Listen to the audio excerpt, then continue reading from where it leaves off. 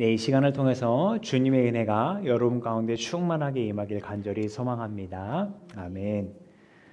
네, 우리는 주현절 기간을 보내고 있습니다. 주현절 후 첫째 주에 본 말씀에서는 예수님께서 세례받으시는 현장에서 그가 하나님의 아들이라는 것이 성부 하나님의 음성과 또 성령 하나님의 임재로 선포되는 것을 보았고요. 또 둘째 주에는 물이 포도주로 변하는 표징을 일으키시면서 영광 받으시는 모습을 보았습니다. 또 제자들이 예수님을 믿게 되었고요. 그 말씀에서 표징을 일으키실 때 어머니 마리아가 포도주가 떨어졌다 하셨을 때 예수님의 첫 반응은 아직 내 때가 이르지 않았습니다 라는 것이었는데, 그런데 오늘 이야기에서는 자신이 누구이신지 아주 본격적으로 드러내시는 것을 볼 수 있어요. 그래서 어떤 설교자는 오늘 본문을 가지고 예수님의 취임 선언문이다 라고 표현하기도 하더군요. 그 표현대로 오늘 이야기가 정말 예수님의 취임 선언문이라면 오늘 말씀을 통해서 그가 이 땅에 오신 이유와 또 그가 감당하실 역할에 대해서 명확하게 드러내시는 것일 텐데, 과연 어떤 의미들이 그 선언문에 담겨 있는지 함께 살펴보고자 합니다. 그리고 그 의미들이 우리 각자와 이 교회 공동체에는 어떤 의미로 또 다가오게 될 수 있을지 보려고 합니다. 오늘 복음서 이야기는 예수님께서 광야에서 돌아오신 직후의 모습을 담고 있습니다. 세례자 요한에게 세례를 받으시고 성령님에 의해 이끌리셔서 광야로 가신 예수님은 그곳에서 무려 40일간 금식하셨습니다. 금식하시는 동안에 사탄이 찾아와서 시험하며 예수님을 넘어뜨리려고도 하였습니다. 그러나 그때마다 예수님은 하나님의 말씀으로 시험을 이겨내셨습니다. 그리고 광야로 이끄셨던 성령님의 능력을 입고 이제 다시 갈릴리로 돌아오셨습니다. 그렇게 성령의 능력을 입은 예수님께서 향하신 곳은 유대 사람의 여러 회당, 갈릴리에 있는 여러 회당으로 가셨다고 합니다. 회당은 유대인들이 모여서 말씀과 율법을 가르쳤던 곳인데요.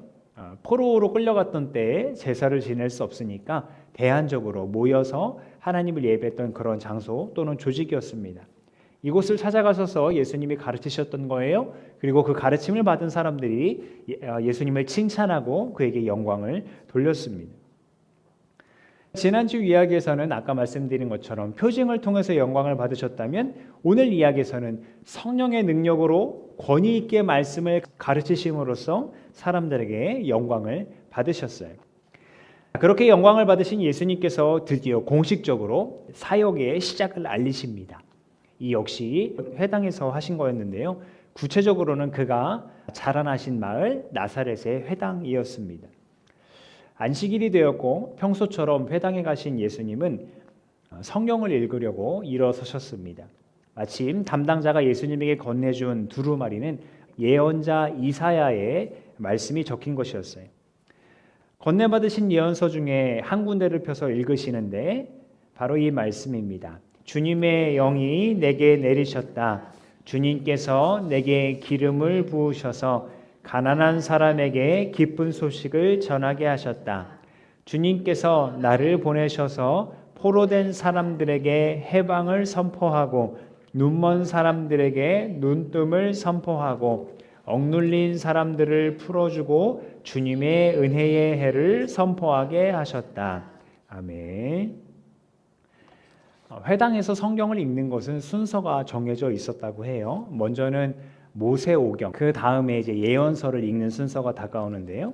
이 예언서 역시 읽을 부분이 정해져 있었다고 해요.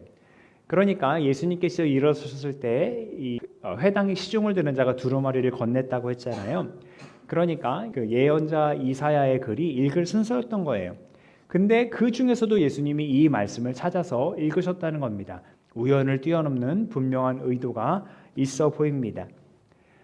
어쨌든 이 말씀을 읽으신 뒤에 자기를 쳐다보는 사람들에게 예수님이 뭐라고 말씀하시냐면, 이 성경 말씀이 너희 듣는 가운데서 오늘 이루어졌다라고 말씀하십니다.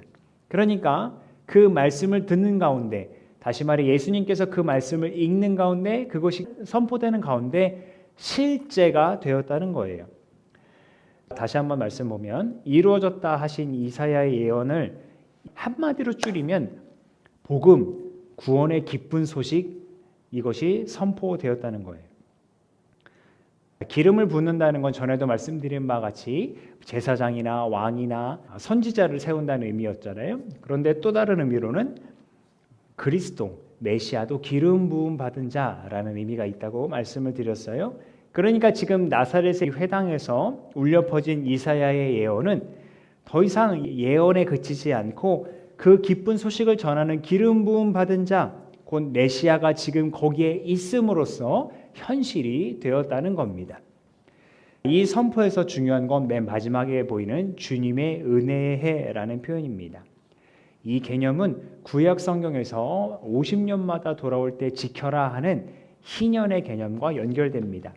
레위기서 말씀 보시면 50년이 시작되는 이 해를 거룩한 해로 정하고 모든 사람들에게 자유를 선포하라고 말씀하고 있죠. 그래서 희년을 누릴 때 유산, 곧 분배받은 땅으로 돌아가야 한다 말씀하고 가족에게로 돌아가야 한다라고 말씀합니다. 쉽게 설명드리면 희년이 되면 빚도 다 탕감을 받을 수 있도록 했고요. 부당하게 취한 이득도 되돌려주게 했고 생계가 어려워서 종으로 팔려갔더라도 집으로 돌아갈 수 있게 했습니다. 하나님께서는 이스라엘 백성들에게 왜 이거를 지켜라 명하셨냐면 이스라엘 백성들이 이집트의 노예로 있을 때 하나님께서 그들을 건져내 주신 그 은혜를 기억하라는 의미였어요. 나그네로 이방 땅에 있었던 것을 하나님께서 건져내셔서 약속의 땅에 정착하게 하신 그 은혜를 기억하라는 거였어요. 그래서 동족이나 동족의 재산을 소유했더라도 이것이 영원히 묶여있지 않도록 50년이 되었을 때 묶여있는 것을 풀어주고 자유케 해라 라는 말씀이었습니다. 이 희년에 대한 배경을 가지고 오늘 예수님께서 선포하신 그 말씀을 다시 생각해 보면 어떻습니까? 주님의 영이 임하여 모든 묶인 것을 자유롭게 하고 주님의 은혜를 선포하게 하셨는데 그것을 읽은 다음에 오늘 이것이 이루어졌다 말씀하셨잖아요. 그러니까 예수님께서 자신이 그 희년의 정신, 모든 억눌리고 묶인 것을 자유케 하고 구원할 메시아다라고 지금 나사렛의 회당에서 분명하게 선포하고 계셨던 겁니다. 게다가 구약에서 말하는 이 50년이라는 시간에 제한받지 않으시고 자신을 믿고 따르는 모든 사람들을 자유케 하시니까 예수님의 이 선포는 은혜에 대한 새로운 정의와 적용을 말씀하시는 순간이었던 거죠. 그렇게 오늘 이야기의 의의는 예수님께서 자신을 메시아로 드러내신 것에만 있지 않습니다. 예수님께서 하늘과 땅은 없어질지라도 내 말은 없어지지 않는다라고 말씀하신 것처럼 오늘 이사야 예언을 인용하여 말씀하신 것은 그냥 단순히 허공으로 사라지는 말이 아니었고 실제로 주의 백성들에게 나타내 보이신 역사였습니다. 예수님께서는 가난한 자들, 먹을 것이 없는 자들에게는 들의 백합화를 봐라 하나님께서 그들을 입히시지 않냐, 공중의 새들을 봐라 하나님께서 그들을 먹이시지 않냐, 하나님께서 너희를 돌보시니 걱정하지 말라 하시면서 보리떡 5개와 물고기 2마리로 수천의 사람들을 먹이셨습니다. 또 앞을 보지 못하는 자들, 걷지 못하는 자들, 병으로 오랫동안 고생하던 이들, 사탄에 사로잡혀 억눌려 있던 자들, 심지어 육체의 숨이 멎은 자들을 회복시키시며 죄와 질병과 죽음에서 자유케 하셨습니다. 하나님의 은혜가 아니면 살 수 없는 그들에게 바로 그 살 길, 하나님의 구원의 은혜가 메시아인 자신을 통해서 이루어질 것을 말뿐이 아니라 행동으로 나타내 보이셨다는 겁니다. 그래서 다른 한편 오늘 이 이사야 예언을 읽으시고 그것이 이루어졌다 말씀하신 것은 예수님께서 기름 부음 받은 메시아로서 그렇게 구원의 은혜가 필요한 이들, 다시 말해 사회적으로 소외되고 억눌린 이들, 또 영적으로 짓눌린 이들, 그래서 도움이 필요한 이들을 성령의 능력으로 내가 섬기겠다 말씀하신 마치 계획을 발표하는 것 같은 선언문이다라고 이해할 수도 있는 거죠.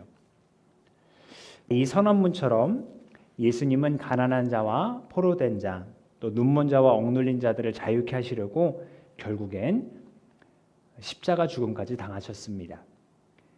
그 십자가 죽음은 가난하고 포로되고 눈멀고 억눌린 자와 같은 저와 여러분을 자유케 하는 능력이 있습니다. 우리 말씀 한번 보실까요? 하나님께서는 여러분을 그리스도와 함께 살리시고 우리의 모든 죄를 용서하여 주셨습니다. 하나님께서는 우리에게 불리한 조문들이 들어있는 빈 문서를 지워버리시고 그것을 십자가에 못 박으셔서 우리 가운데서 제거해 버리셨습니다. 십자가의 말씀이 멸망할 자들에게는 어리석은 것이지만 구원을 받는 사람인 우리에게는 하나님의 능력입니다. 아멘. 주님의 은혜를 선포하시고 그 선포대로 구원하시는 예수님을 믿고 따르는 우리는 그렇다면 이제 어떤 삶의 자세 또 신앙의 자세를 가져야 할까요? 우리가 예수님 때문에 해방되었다라는 것을 드러내는 것이 첫 번째일 거고 그 해방의 기쁨을 다른 사람도 누릴 수 있도록 하는 것이 두 번째일 겁니다. 방금 제가 읽어드렸던 그 골로새서 말씀처럼 하나님께서는 예수님을 통해 우리의 빚을 탕감해 주셨거든요. 그래서 이것을 정말 믿는다면 우리 역시 다른 이들의 빚을 탕감해 줄 수 있어야 합니다. 여기서 빚이라 하니까 정말 내가 꿔준 돈이 생각나시는 분들이 있을지도 모르겠어요. 제가 함부로 그거 다 탕감해줘라 말씀드리기는 어렵습니다. 그 중에는 악의적으로 돈을 빌리고 안 갚는 사람들도 있잖아요. 근데 만약에 여러분 판단하시기에 정말 나에게 돈을 빌려간 그 사람이 정말 가난해서 그 사람의 모든 전 재산을 다 빼앗기고 정말 생명이 위태로울 지경이라 한다면 성경에 나오는 그 희년의 정신으로 그 사람을 한 번 더 돌아볼 필요는 있겠다 싶습니다. 금전적인 채무보다 근데 더 빈번하게 우리의 마음을 괴롭히는 이 문제는 사실 사람들과의 관계에서 오는 것이 아닌가 싶습니다. 가족들도 또 회사의 동료 아니면 학교 친구들, 이웃 등등 여러 관계들에서 돈을 빌려주고 못 받는 것보다 더 고약한 갈등 관계가 생길 때가 있습니다. 특별히 벌써 설 연휴 시작됐는데 가족 친지들 아마 만나실 거예요. 혹여 만나기 싫은 아니면 원수 같은 분들이 계실지 모르겠습니다. 없다면 다행입니다만 만약 있다면 이번 명절만큼은 나를 자유케 하신 그 예수님처럼 어떻게 하면 상대방에게 은혜를 베풀 수 있을까 조금 고민해 보는 것은 어떨까요? 또 반드시 명절 때만이겠습니까? 또 가족, 친지들 그 관계뿐이겠습니까? 관계와 갈등이 다양할 테니까 제가 함부로 말씀드리기는 어렵습니다만 그럼에도 감히 말씀드리긴 예수님을 생각하면서 상대방을 긍휼히 여기는 작은 마음이라도 있다면 그리고 그 마음을 어떻게든 나타낼 수 있다면 그곳이 바로 주님의 은혜의 해가 선포되는 현장이 되지 않을까 합니다. 상대방을 긍휼히 여기는 마음을 가지면 사실 그것은 상대방만이 아니라 상대방을 미워하면서 괴로워하던 나의 마음도 자유를 얻게 하거든요. 무엇보다 내가 상대방을 용서하고 긍휼히 여길 때 놀랍게도 하나님께서도 나를 긍휼히 여기신다고 성경에서 이야기합니다. 긍휼히 여기는 자는 긍휼히 여김을 받을 것이다. 이런 복을 약속하셨고요. 또 뒤에 이어지는 말씀에서는 원수를 사랑하라고 말씀하십니다. 그래야 하늘 아버지의 자녀가 될 것이라고요. 사랑하는 사람만 사랑하면 무슨 상이 있겠니요? 그거는 이방인들도 하는 것이라고요. 그래서 주님께서 기도를 가르쳐 주실 때 이렇게 알려주셨어요. 우리가 우리에게 죄 지은 사람을 용서하여 준 것 같이 우리의 죄를 용서하여 주시고 우리를 시험에 들지 않게 하시고 악에서 구하여 주십시오. 아멘. 그리고 주님께서 우리에게 은혜를 베푸셨듯이 그 은혜의 마음을 가지고 상대방을 긍휼히 여기는 것은 이 신앙 공동체에서도 굉장히 중요합니다. 교회가 세상보다 거룩하고 온전할 것 같지만 사실 세상보다 더 많은 문제를 가진 곳일 수도 있습니다. 그 중에서도 교회 안에서 특정 직분이나 어떤 역할을 가지고 남보다 자신을 높게 여기면서 갈등을 일으키는 그런 문제들이 왕왕 발생합니다.